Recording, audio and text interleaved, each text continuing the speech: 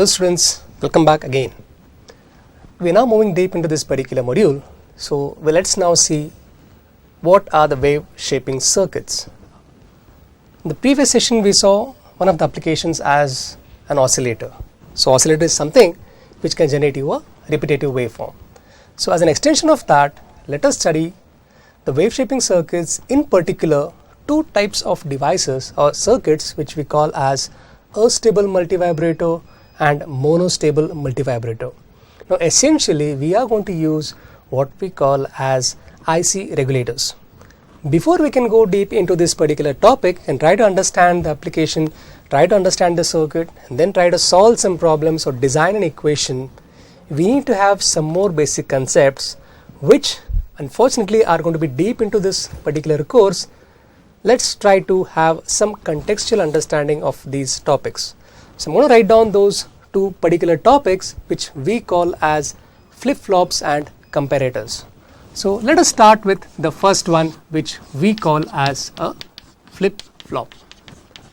Okay, so what exactly is a flip-flop? Now a flip-flop is a device which can go from logic 0 to logic 1 based on what is a type of input. Since we are going to use an RS flip-flop in the applications that we study today, let us see the block diagram of an RS flip-flop. So let us try to write the behavior of an RS flip-flop. So what is an RS flip-flop? Okay, as the acronym suggests, R stands for reset and S stands for set. So let's write the terminologies for that. So this is a circuit which is going to have two inputs. I will call them as R and I will call them as S, and it is going to have two outputs which are always complementary of each other, which we call as output Q, and the other output is Q bar. Remember, we are dealing with digital circuits. So if Q is 0, Q bar would be 1, and if Q is 1, Q bar would be 0. So with that understanding, let us try and understand what is going to be the behavior of this circuit for different values of R and S. For that, let us write what we call as the truth table.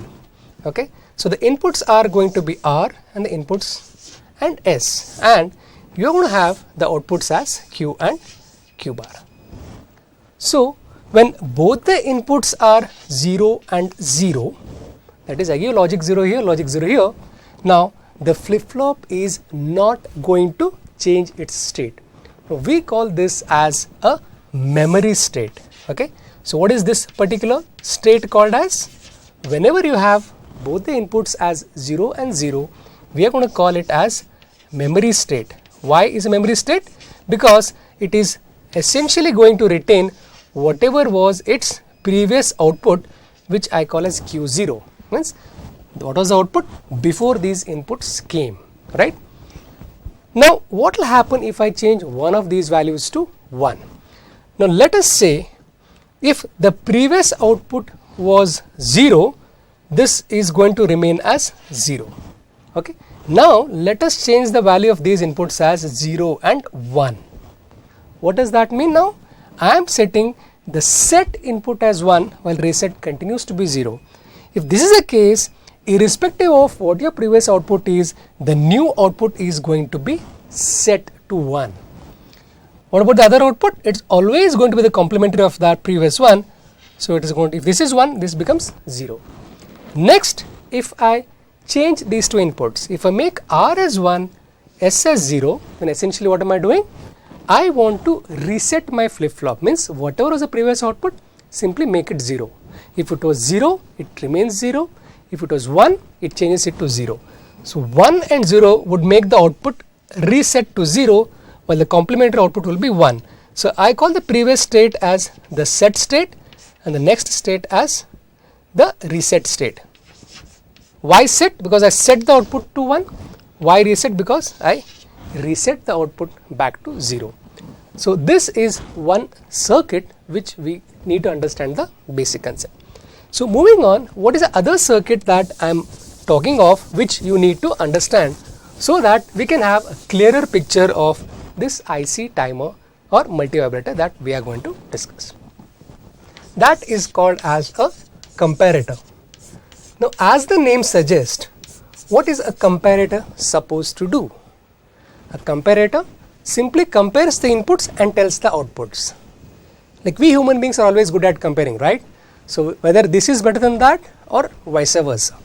A comparator is a simple op-amp circuit, okay, which has two inputs, right? So one I call it as a non-inverting input, other I call as a non-inverting input, and the output would be V out. So I typically call this as V inverting and this I call as V non-inverting. So what does this essentially mean? Okay, if the input at Vn, okay, if input at Vn is larger than the input at V1, remember what we are showing here is all single terminal notation. What a single terminal notation means? I have a common reference here. Whenever I say V1, it's a voltage between this point and the reference. Whenever I say Vn, it's a voltage between this point and this reference. So whenever Vn, that is the voltage at the non-inverting pin, larger than the voltage at the inverting pin, my output is going to become logic high. Okay, a larger, higher input at plus makes the output high. If the converse happens, if the input at V inverting is larger than the input at V non-inverting, then what do we expect? We expect the output to go to logic 0. Very simple.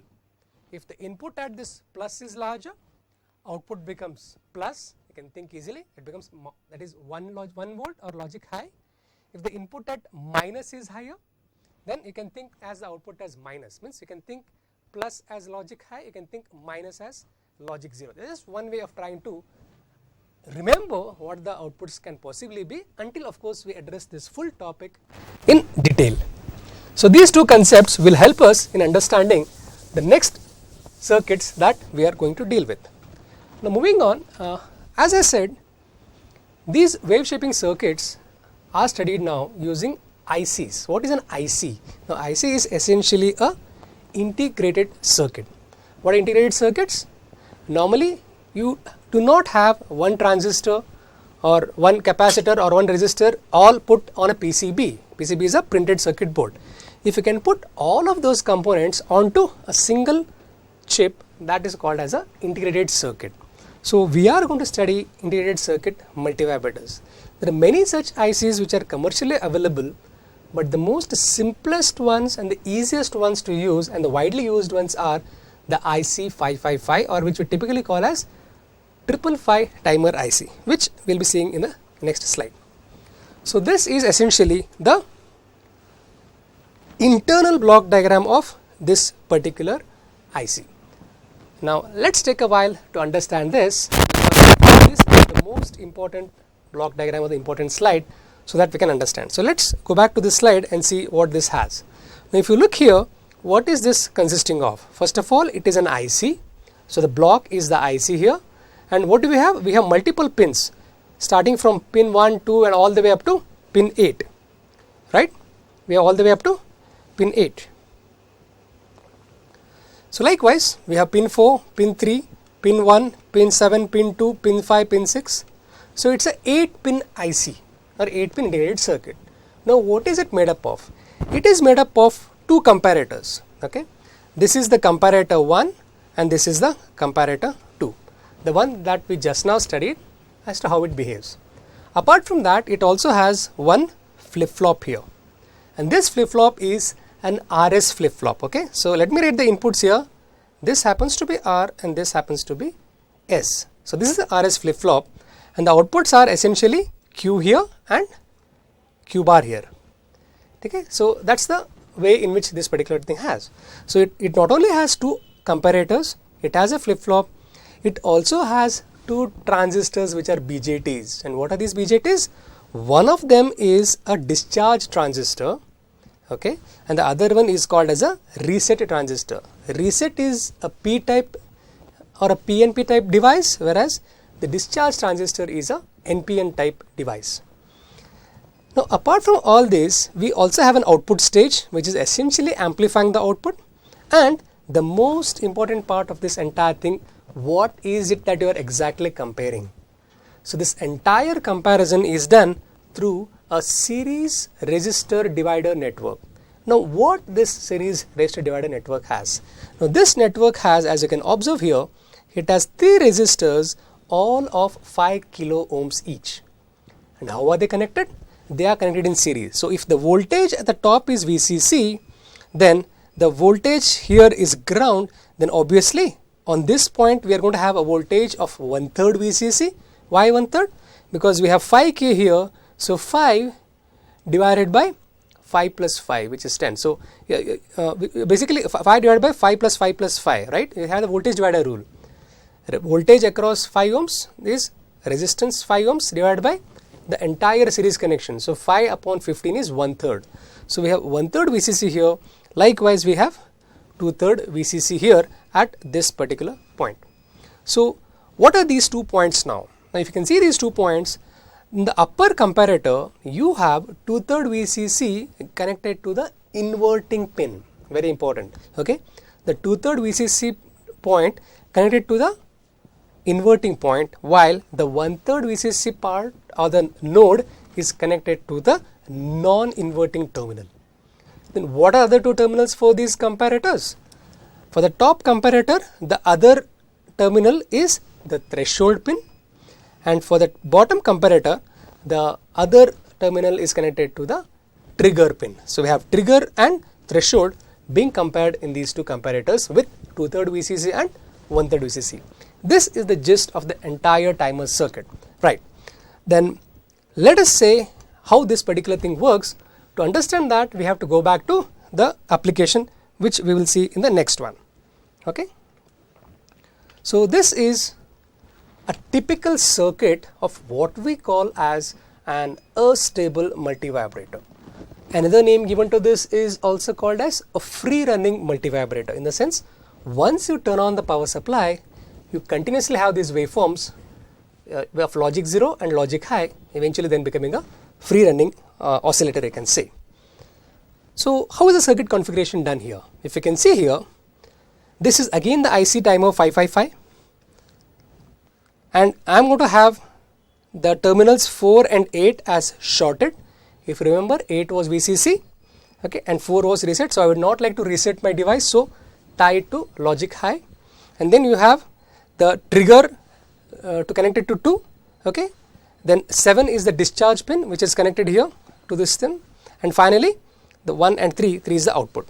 So what exactly are you trying to do here? Now what we are trying to do here is, we are connecting a network of R1, R2 and C across these pins in such a way that this capacitor C over here charges and discharges continuously. Now how is this established? In order to understand this, let us start from the beginning. Let's suppose this capacitor initially is completely discharged. That means what? The voltage at pin number 2 is 0. So if the voltage at pin number 2 is 0, then what is the condition for this particular capacitance? We will see that. For that, we will have to go back to the previous slide. Okay. So what is happening now here is, I am having the voltage at pin number 2 as 0. So where is pin number 2 here? This is a pin number 2. So I am here, I am completely at 0 volts. So if I am at 0 volts here, then what do you think the output of this comparator going to be? There is 1/3 VCC is connected to non-inverting pin, 0 connected to inverting pin. So then what is the output now? Plus is higher than minus. So as per our theory, what is going to have? We are going to have plus, right? Voltage at plus is higher than voltage at minus. So the output is plus, I said. So plus means we have logic high. As you remember, this was reset and this was set. So if S is equal to 1, then what happens to this flip-flop? It will set the output to 1. Output is Q. So I am going to have the output here as 1. Okay. Output is 1, but here, this was Q. and this is Q bar, right? So I'll just cross check that. So this was Q, so this is Q and this is Q bar. So output is 1, so Q bar would be 0. So what does 0 mean? If I am connecting 0 to this transistor here at the base, this ensures that this particular NPN is off. If this NPN is off, look at how the connection is. Now at 7 I am having this capacitor connected, right? I was having this capacitor connected. So if this device is off, there is no way I am connecting this to ground, right? So there is no connection to ground. So what does that mean? Now this capacitor, now it can charge from VDD.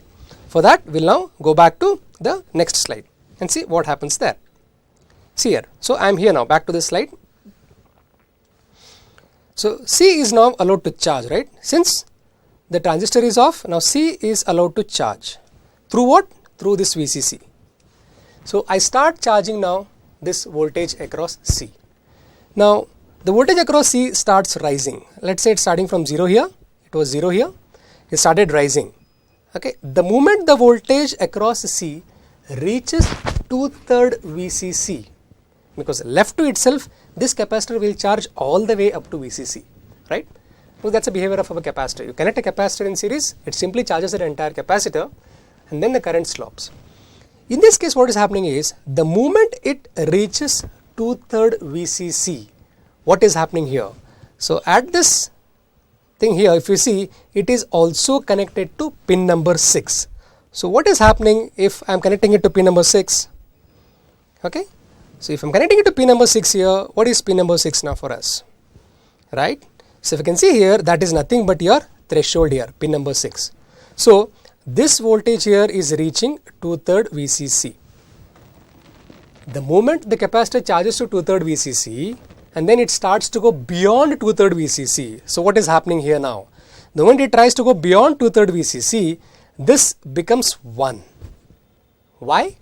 Because the inverting terminal has the voltage at 2/3 VCC, while the non-inverting terminal is now going to have a voltage which is in excess of 2/3 VCC. I am slowly charging my capacitor. So once it exceeds 2/3 VCC, now what is going to be the output of this comparator? Let's revisit it. I am saying voltage at plus now is larger than voltage at minus. So what does that mean? The output becomes high because plus is higher, so 1. So if this is 1, what is this essentially? This is R, right? That means you are going to reset the flip-flop. The flip-flop is reset. You have Q on the top here. You have Q bar at the bottom. So Q is going to be reset, right? So R is 1. I am going to reset. It becomes 0. Q bar is 1. So if a 0, the output becomes 0, right? But the most important part, it's not about the output transitioning from 1 to 0. Yes, good, I am doing that. But the most important part is this Q bar here, the moment the Q bar is 1, it is going to turn on this device here. The moment this device turns on, I have this capacitor connected to pin number 7. Moment the transistor turns on, what happens to this capacitor? It had charged to 2/3 VCC. What happens is, it has now a path to discharge to ground. So essentially what is then happening now? The moment I cross 2/3 VCC, the flip-flop is reset, the output becomes 0, Q bar becomes 1, it turns this NMOS on, the NPN device on. The moment the NPN device is on, the capacitor can now have a path to discharge to ground. So the capacitor now starts discharging. That means what? The voltage starts falling below 2/3 VCC. Okay. So what next happens then? So let's again go back to that slide and see what happens next, right? So if you can see here now, the capacitance, it charged all the way to 2/3 VCC. Now it starts discharging. Okay. Now in trying to discharge, okay, it has to cross a voltage called as 1/3 VCC, right? So the moment it reaches 1/3 VCC, what is happening? The moment this capacitor reaches 1/3 VCC, it is going to set the flip-flop again. Why? Because the lower comparator now, that becomes high. So alternately, you are going to set and reset the flip-flop. whenever the flip-flop is set, you have one type of phenomenon. Whenever you have the flip-flop reset, you're going to have another type of phenomenon. So you're essentially going to charge and discharge this capacitance. So the capacitor output voltage will now fluctuate only between 1/3 VCC and 2/3 VCC. Accordingly, you can also observe now what is the voltage V0 when this is happening. Whenever the capacitance was charging, my flip-flop had set to 1, that means Q was 1, okay, the Q bar was 0, so the capacitor was allowed to charge. Whenever the flip-flop is reset, the output goes to 0. When the output goes to 0, Q bar becomes 1, transistor turns on, capacitor starts discharging. So alternatively, I am going from 0 to 1, 1 to 0, and this way I ensure that I have a entire waveform which is going from logic 0 to logic high, logic 0 and then to logic high. The next question then comes, are these two time periods equal? What do you mean by time period? The duration for which the flip-flop is on, is it the same as the duration when the flip-flop is off? The answer to that can be got by trying to find out what is the charging path and what is the discharging path. So while charging, what you can observe here is, it is charging through R1, R2 and C. So if it is charging through R1, R2 and C, based on the time domain equations, this T on, or which can also call it as T high, is given by 0.69 times, okay, 0.69 times R1 plus R2 into C. So what does that mean? This is called as basically the on time, how much amount of time it takes to charge. So it's going to take 0.69 times R1 plus R2 into C. This is going to be the on time whenever it is charging. Now when it is discharging, what is the capacitance through which it is discharging? If you remember, 7 is connected to the transistor. So this is where we had the transistor, right? We had the NPN transistor. This is connected to ground. So while discharging, I am discharging through this path, that is C, R2 through the transistor and then to the ground. So my T off or T low, okay, as the case may be, is given by again 0.69, but this time it is going to be only R2 into C. Now looking at these two waveforms, you can definitely straight away see that T on is larger than T off, or in other words, the duty cycle of this waveform is not 50%. What is duty cycle? Duty cycle is T on divided by the overall time period, which is T on plus T off. If both were equal, duty cycle would have been 50%. So this is how you look at as far as an astable multivibrator is concerned. So let's move on then and see another type of application for this particular IC multivibrator, which we call as a monostable multivibrator. Now as the name suggests, why was the previous one called astable? Neither was it stable at logic high, nor was it stable at logic 0. It kept on going from one logic level to another logic level, 0 to 1, 1 to 0 and so on, shifting back and forth.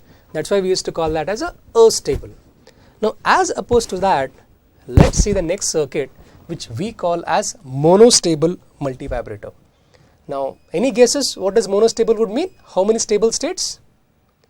Right, mono would stand for 1, so it is going to have one stable state and one of course astable state, meaning what? It is going to stay at 0, logic 0, momentarily it goes to logic 1 and then again it goes back to logic 0, or vice versa as the case may be. So this is a simple circuit configuration. I keep saying it is simple because compared to other timer ICs, 555 is much more simpler to use. Now the configuration here is very similar to the last one, the only difference being we do not have two resistors here, we just have one resistor, and there is a small change. We are no longer shorting 2 and 6, we are now connecting 2 to a trigger input. Now what is this trigger input? As I said, it is going to remain at one stable state, like for example it's going to sit in one place. Now whenever you want to make it to change the state, go and poke it. So poking that is just like giving a trigger signal to your circuit. Whenever you give a trigger, it wakes up, changes the state, stays at that state for some time and then comes back to its stable state. Okay, so that's what we call as a trigger input. So a typical sort of trigger input would be something like this, which is shown here. Okay, so this is a type of input signal that we are going to give at pin number 2. Now what essentially happens? So initially let us say it is going to be at logic high, and initially of course we know that the capacitor would be totally discharged. So the capacitor would be discharged here, that means the voltage here would be 0 volts. Now what happens when the voltage at the trigger changes from 2 to 0? So let's see what happens in case of the internal circuit. If you look at the internal circuit here, okay, if you look at the internal circuit, okay, so if at pin 2 is a trigger, okay, pin 2 is a trigger, as the name suggests, pin 2 is a trigger, this is going from high to low. If it is high means what? It will be at, let us say, VCC. So if it is at VCC, what do you expect this comparator output to be? I have the input at minus larger than the input at plus. So in this scenario, I am going to have the logic output here as 0. So what is this? R, S, and then the output is going to be Q bar.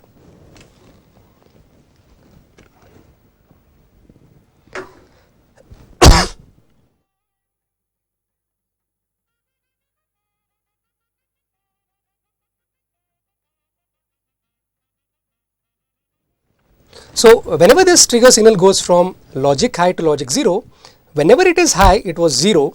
That means what?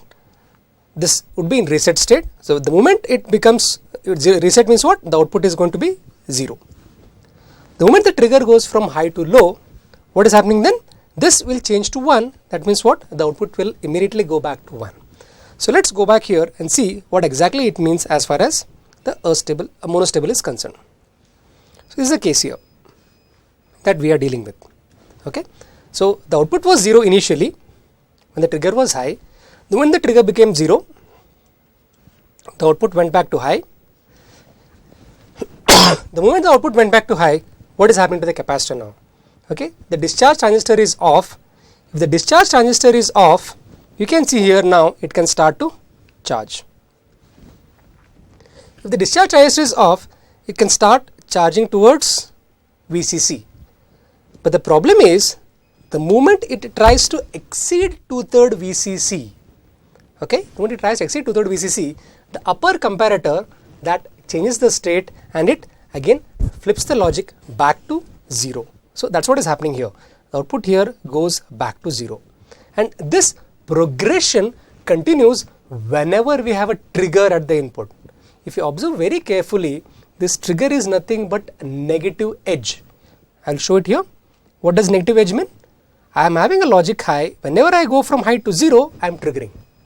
So at every negative edge, I am now triggering my circuit. Before the negative edge comes, the output is at 0. Once the edge comes, the output changes the state. For how long it remains in this state? Now this state is not a stable state. It is going to remain in that state for how long? For as long as it charges to 2/3 VCC.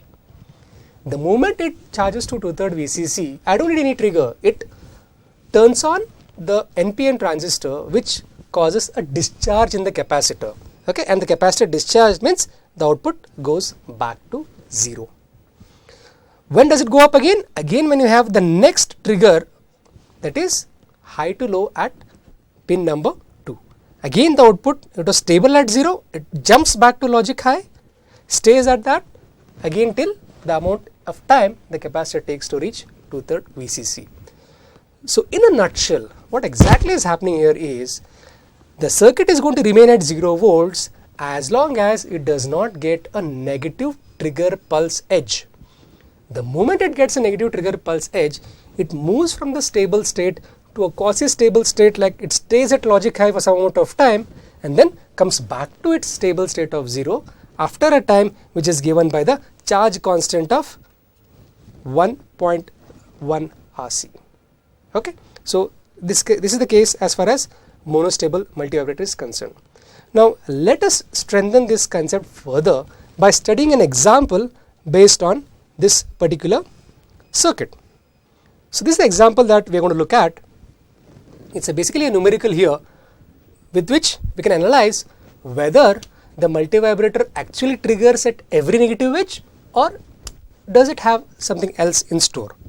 So the circuit example that is given here is shown.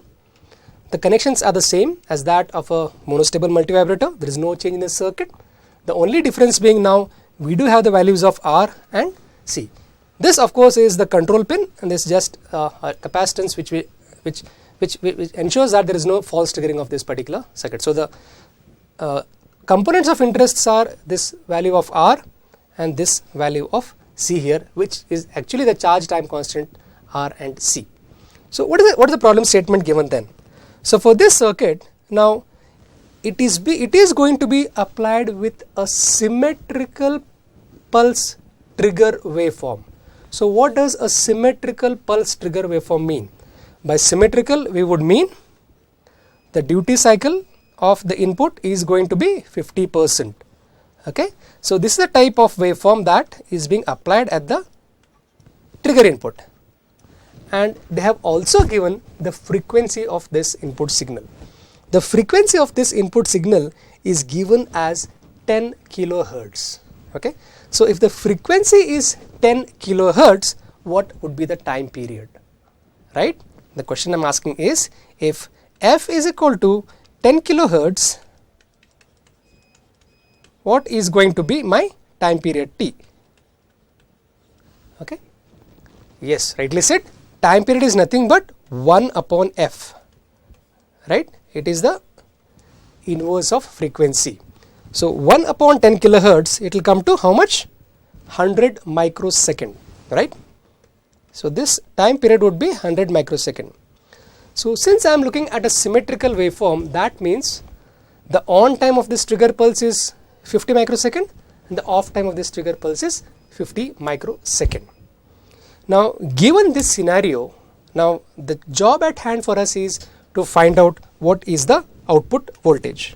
So let us go to the board here and try to analyze the sequence of events which help us arrive at this output waveform. So I will redraw the trigger pulse here. So this is the trigger pulse which is symmetric, in the sense I am going to have equal positive and negative half cycles, or in the sense equal 0 and 1. Okay, so this entire time period was 100 microsecond. Okay, while the on time and the off time were equally divided. That means what? This portion was 50 microsecond and this portion is also 50 microsecond. Remember what we said in the previous class, or the previous topic, that whenever the trigger edge goes from plus to minus or high to low or a negative trigger, only then the output will change. Till such time it will remain stable at logic 0. So let us see how is the sequence of this particular waveforms happening here. So this I am going to write the output here,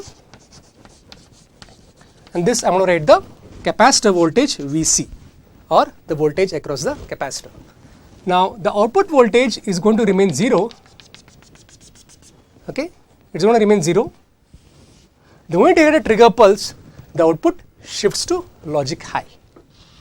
Okay, now we don't know for how long it stays at logic high. Let's figure out by doing the problem.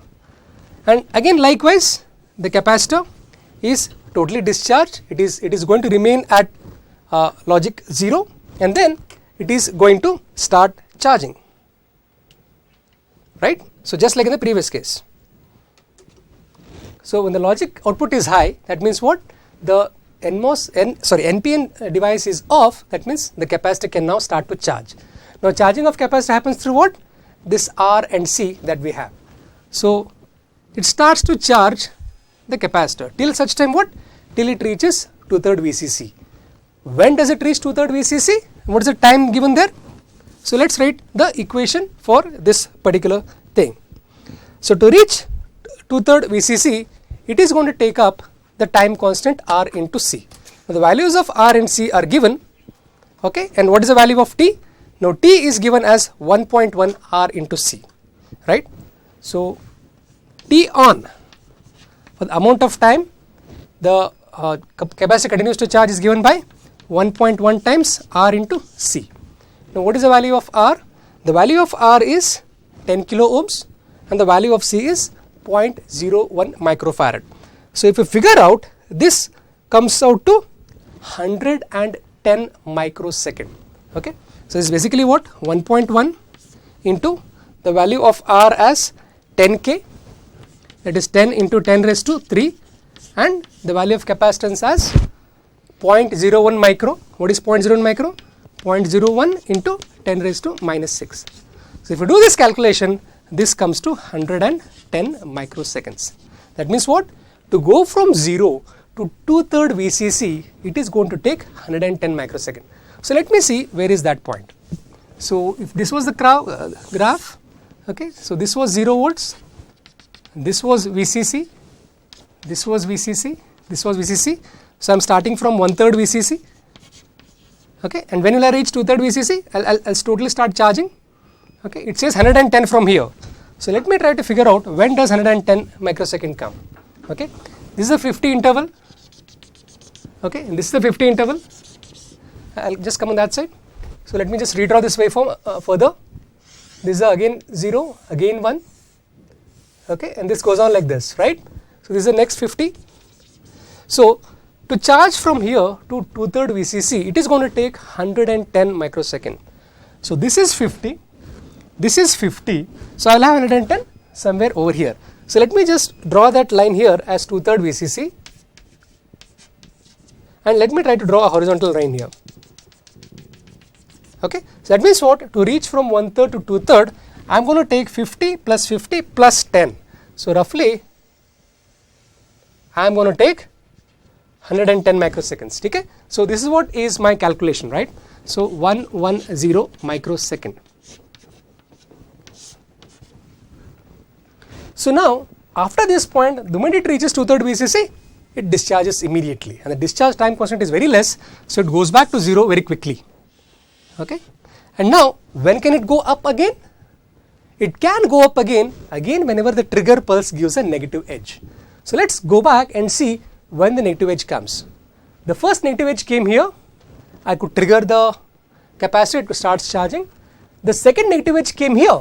This was the second negative edge, but when this happened, the capacitor was still charging, so I could no longer trigger it. I can only trigger a mono short if and only if it is at 0 volts. Is it at 0 volts here? No. So this negative edge at the trigger cannot trigger this. So I missed the bus here, I can't trigger it. Next, I wait for the next edge here. When this next edge comes, is the output at 0? Yes, it is. Only then I can again kick it back up again. So the waveform is going to be here like this, and again it's going to shoot up till 110 microsecond. So how does the output behave then? Whenever it is logic 0 here, this is 0, it will be high till this point, okay, back here, low, back here, and so on. So if you can see here effectively now, the output waveform is now having a frequency which is less than that of the trigger pulse. So if we were under the impression that we could do it at 100 microsecond, no, it is not. So the net answer is, so what was the question asked? Determine the frequency of the output and also the duty cycle of the output. Now if you look at the frequency here, the frequency is nothing but from this point to this point. So can we just cross check and see? Okay, this is the point. So at this point I am at, let us say, 50. So from here to here it is 50 micro, 50 micro, 50 micro, and 50 micro. So the actual time period of my output is what? This, wherein I am from 0 to high again, 0 to high again. So this constitutes one complete cycle of my output waveform. So what is the time period then? 50 into 4, which is 200 microsecond. So if the time period is 200 microsecond, what is going to be the frequency then? Right, your answer is right. The frequency is nothing but 1 upon T, which is actually 5 kilohertz, right? The input frequency is 10 kilohertz, so the output frequency is going to be half of that. Okay, so it's going to be 5 kilohertz. And then they've also asked you to figure out what is the duty cycle. Now, what does duty cycle mean? This is your T on, okay, that means the amount of time the output is at logic high, and this is your T off, okay. As we all know, T is equal to T on plus T off. So duty cycle is nothing but, okay, duty cycle is nothing but T on divided by the entire T, that is T on divided by T on plus T off, or T on divided by T. So in our case, the on time, how much is the on time? 50 plus 10. Why plus 10? Because it took 110 microsecond to go from 1/3 VCC to 2/3 VCC. So the on time is 110 microsecond and the off time is 90 microsecond. So duty cycle is going to be 110 micro divided by 200 micro. And this you can express as a percentage and figure out what exactly it is. So it actually comes out to 0.55, or we even call it as 55%. So the input trigger had a duty cycle of 50%, which we call as symmetrical pulse, whereas the output is also a square waveform but having a period twice as the trigger and hence frequency half of that, and having an on time of 110 versus an off time of 90, which evaluates to a duty cycle of 55%. So this is how we can see that it is not always that whenever the negative trigger comes, the mono shot will change the state. No, the mono shot can only change the state if the trigger comes. When the trigger has come, the condition is I should be at logic 0. Here the trigger came, I was at logic 0, I could change the state. Here the trigger came, but I am not at logic 0, so I can't change the state. So I have to wait till the next trigger edge, whether I am at logic 0, yes, and then change the state. So this is the beauty of monostable multivibrator.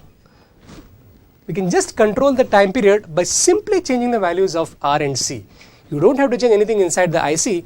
Just by simply changing the values of R and C, you can change the frequency and the duty cycle of these devices.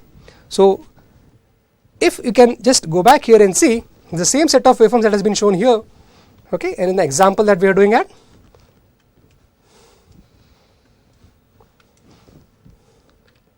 okay, this is the example that we are looking at. The question that was asked was, find if a symmetrical trigger pulse is given, find out what the output is and also find out what is the duty cycle. So that has completely been done now and we completely understood this. What I meant was by simply changing the values of R here, okay, and the value of C here, I can change the frequency and duty cycle of multivibrator without having to do anything with this. So the same IC can be used for many types of waveforms. Now just as I was saying that is the output waveform only the symmetrical or asymmetrical pulse waveform? Another answer that could be, if you were to take the output at pin numbers, at the VC, which is basically your pin number 6 and 7, we can also see that we are getting what is called as a triangular waveform. Okay. In many cases we also call this as a sawtooth waveform. What is sawtooth? Just like you have a sawtooth edge. You have edge on one side and this way. So it appears like a sawtooth waveform. So based on where you take the output from, you can either have a pulse waveform or you can have a sawtooth waveform. So this was about the astable multivibrator and the monostable multivibrator. So let's then summarize this entire session as to what was the outcome expected and did we cover all those things. So we started here by understanding what is the internal diagram of the IC timer 555. We did a bit of a detour, the reason being in order to understand effectively how these waveforms work, we had to know how flip-flops work and RS flip-flop in particular and how these comparators work. We gave a brief insight into these two aspects and then proceeded to understand the overall block diagram. Once you understand that, then you could go and understand how it works as an astable multivibrator and how it works as a monostable multivibrator. So with that, it's a wrap up. So let us see if we can ask some questions and see whether the understanding has been proper. So my first question would be, since understanding the IC 555 timer is the most essential part to understand the two applications. How many comparators are there in IC 555? Okay, the answer for that would be there are 2 comparators. And what are the 2 reference voltages that are given to these comparators?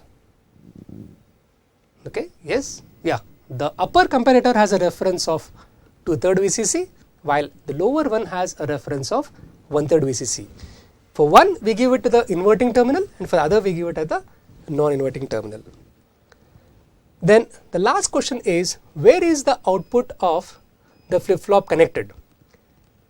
Is it connected to the NPN transistor or is it connected to the output stage? Okay, some of you said it's connected to the inverter output stage. You are both right and wrong. If some of you said it's connected to the NPN transistor, again you are both right and wrong. The reason being, we have 2 outputs for this flip-flop. The true output or the Q output is connected to the output stage, while the complementary output or the Q bar output is connected to the NPN transistor, and that's the most important part is the Q bar part, which essentially either allows the capacitor to charge when it is off or discharges that capacitor whenever it is on. So with that, it's a wrap up of this particular session. Thank you.